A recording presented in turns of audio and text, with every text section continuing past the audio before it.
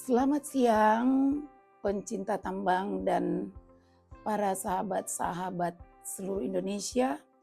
Ketemu lagi saya siang ini, Elsa Paulus. Salam sejahtera, Assalamualaikum, Om Swastiastu, Shalom, Salve, salam kebajikan buat kita semua.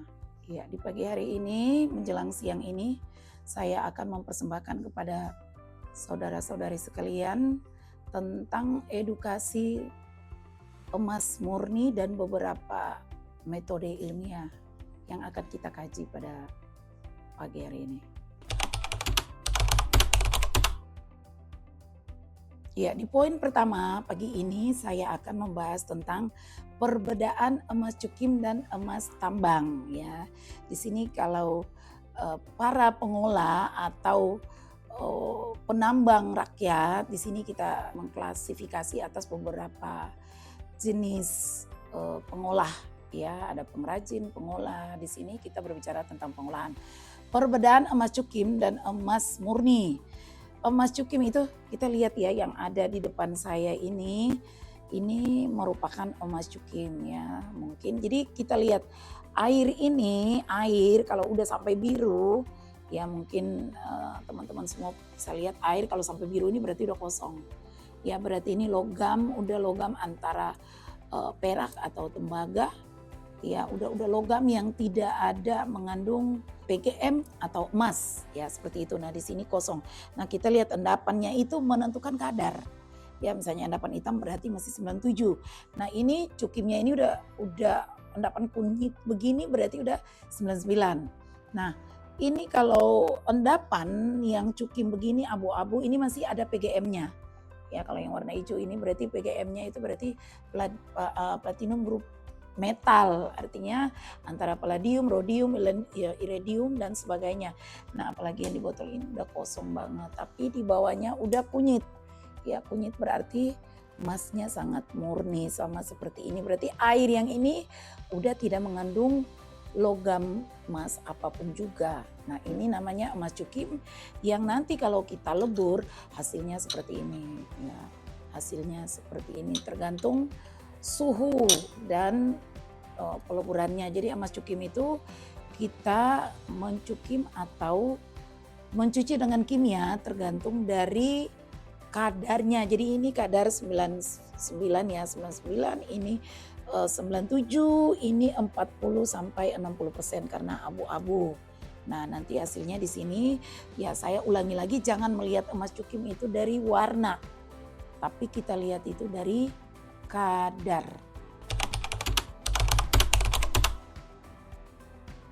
Di sini legalitas penjualan emas itu sangat penting bagi orang-orang yang belum paham atau sering iseng. Kemarin itu terjadi penangkapan banyak di apartemen, terjadi penangkapan di bandara. Itu saya sangat sayangkan. Indonesia ini kan ada birokrasi.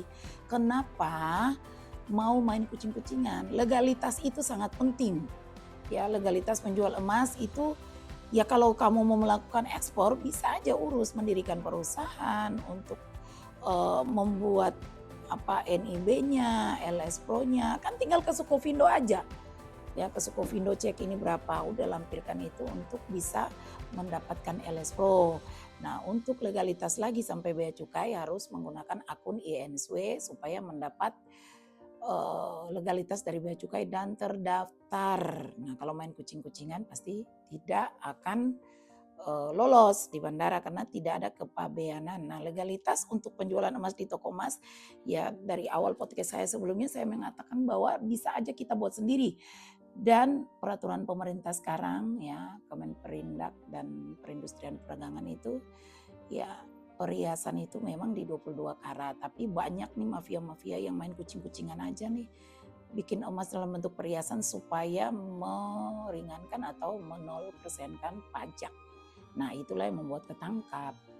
Jadi legalitas itu perlu untuk proses penjualan emas.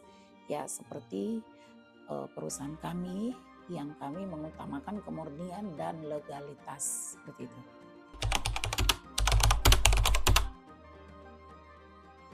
Kita di sini berbicara tentang metode atau cara penimbangan emas. Kadang-kadang orang bilang, kok Mas Dragon Gold Papua nggak bisa sih dikalibrasi. Nah, di sini saya ulangi lagi pada podcast yang sebelumnya bahwa Dragon Gold Papua itu menjual emas murni yang kadarnya di atas dari LM. Ya, kalau LM itu berarti cukim ini nih, cukim berarti proses cuci kimia. Nah, saya mengulangi lagi bahwa metode yang digunakan emas yang sudah murni 100% seperti yang tertera di Google itu. Bukalah Google sambil nonton podcast saya ini, ya karena jarang-jarang. Bukalah Google, sekarang buka Google dan lihat tuh tabel kuning. Yang namanya 100% itu yang namanya emas murni. Apalagi di atas 100% berarti sudah harus menggunakan timbang air. Nah, kalau kalibrasi misalnya nih jewelry, saya tidak membandingkan jewelry satu dengan yang lain, tapi jewelry kita bawa dengan sistem kalibrasi, dia misalnya membeli atau menjual emas 10 karat dengan 47% atau 49% ya 11 karat. Ya saya bawa ke sana, saya harus ikut metode dia dong, kalibrasinya paling terendah di 10 karat, paling tertinggi di 24 karat, hanya tulisan doang. Ya kalibrasi itu kan bisa dikalibrasi selama sehari untuk mendapatkan hasil sesuai target yang kita inginkan. Tapi di sini kalau metode timbang air atau hukum Archimedes, kita tidak bisa menipu atau mengkalibrasi. Ya, saya ulangi, tidak bisa mengkalibrasi. Benang diikat tidak bisa dikalibrasi, tidak bisa dimasukin settingan. Nah, di sini metode itu kita pakai hukum matematika, fisika, dan kimia. Karena di situ timbang berat, timbang kering, kita menghitung menggunakan matematika. Hukum fisika berat jenis, hukum kimia di sini kita menggunakan benda-benda yang ada di dalam bejana tersebut, sehingga itu menggunakan hukum kimia, matematika, dan fisika. Ya, seperti itu. Jadi cara pemurnian di sini saya ulangi lagi, pemurnian emas murni itu beda dengan pemurnian cukim. Nah, di sini aku lupa ambil ya itu sampel. Jadi kalau emas murni itu tepungnya coklat, nanti kita roasting kasih kering itu dia kayak kunyit. Nah, kalau ini dia di sini warna kunyit tapi nanti roastingnya itu dia seperti merah bata. Nah, di sini kalau kita roasting itu mungkin orang bilang roasting berarti kita sangrai, seperti sangrai. Nah, cara pemurniannya tergantung. Mau pakai aqua regia boleh, mau pakai sistem asam boleh. Di sistem pemurnian cuma 2 yang bagus, aqua regia dan sistem asam. Nah, kalau basa tuh kadang-kadang masih terikut logam lain. Nah, di sini karya ilmiah saya itu beda. Jadi saya memperkenalkan karya ilmiah saya di sini bahwa saya mempunyai cara ilmiah dan teknik pemurnian yang tidak seperti yang teman-teman tambang lakukan lazim, tapi dengan cara saya sendiri sehingga bisa menghasilkan emas murni. Sebenarnya sih semua tergantung, semua orang sih bisa bikin emas murni seperti ini. Jadi jangan lihat emas murni itu, aduh kok warnanya begini, kok ini warnanya lebih bagus. Ya beda, berat jenisnya udah beda. Nah ini sangat berat, gravitasinya tinggi karena 19,36, 2 kali lipat dari ini. Ya ini cukim, jadi ini sudah kadar 97 sampai 95, berarti 24 karat sampai 23. Nah kalau ini udah 27 karat, beda berat jenis. Nah di sini juga kita lihat ada yang bilang bahwa kok warnanya kuning begini. Nah jadi kalau mau bilang itu emas itu ada beberapa jenis, yaitu rose gold dan mungkin saya ulangi lagi, saya melengkapi bahwa ada rose gold, ada sultan gold. Ya makanya itu rose gold itu yang paling, saya ulangi lagi, yang paling bagus itu adalah sebenarnya emas merah. Nah, kadarnya sebenarnya nggak beda-beda jauh dengan sultan gold atau emas kuning ya atau gold. Tapi kadang-kadang orang aja iseng untuk bikin gold plated. Gold plated itu yang namanya lapisan. Di dalamnya kita nggak tahu apa, perak, aluminium, tapi di luarnya lapisan. Nah, kalau ini hitam ini berarti menunjukkan 97 sampai 99 karena emas 99 itu kuning kehitaman. Emas murni itu kuning kunyit. Ya harus diulangi lagi, saya garis bawahi bahwa emas 99 sampai 97 itu kuning kehitaman. Ya, sementara emas murni kuning kunyit jika kita sudah melakukan proses pencucian kimia, kalau sudah melakukan peleburan.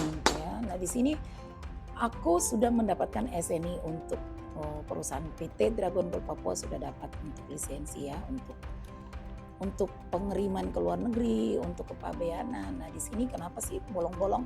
Ya emas kalau di atas 100% pasti geradagan, bukan tergantung cara apapun. Ya bukan tergantung suhu, tapi dia tidak ada logam untuk menambal, jadi kadar untuk korosinya tinggi ya, seperti itu. Saya di sini mewakili penambang rakyat ya, penambang rakyat yang memang dipercayakan oleh pemerintah. Di sini saya mau mengimbau dan menyampaikan kepada seluruh pengguna atau produsen emas dari tambang, jewelry ya. Saya mengimbau untuk rajin-rajinlah membayar pajak sebagai warga negara Indonesia, karena udah ketentuan pemerintah Indonesia harus membayar pajak. Nah, jadi sebagai warga negara itu kalau tidak membayar pajak, mau lolos dari bandara tidak ada perizinan, janganlah sekali-kali, karena sudah ada rule atau aturan atau regulasi yang berlaku di negara ini, tolonglah diikuti. Nah, kenapa terjadi penangkapan di mana-mana? Karena memang tidak punya legalitas, tapi sok mau membuat sesuatu yang membuat pemerintah itu gerah dengan mafia-mafia ini. Nah, kami di sini PKP. Jadi bagi pengusaha-pengusaha tambang atau pelaku usaha tambang, tolonglah membayar pajak. Apa sih kok transaksi? Kenapa sih mau bayar cash? Bayar cash, tapi SOP itu yang paling bagus harus sesuai. Kenapa takut transfer ke bank? Pajak apa yang ditakutkan?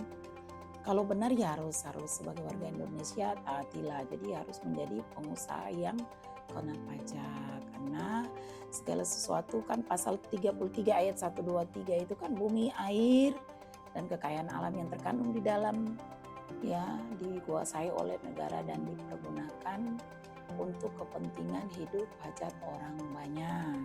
Jadi kita harus membayar hak dan kewajiban kita, seperti itu ya. Jadi di sini kami juga PKP ya, pengusaha kena pajak yang harus menaati ya peraturan atau rules dari pemerintah atau negara Indonesia.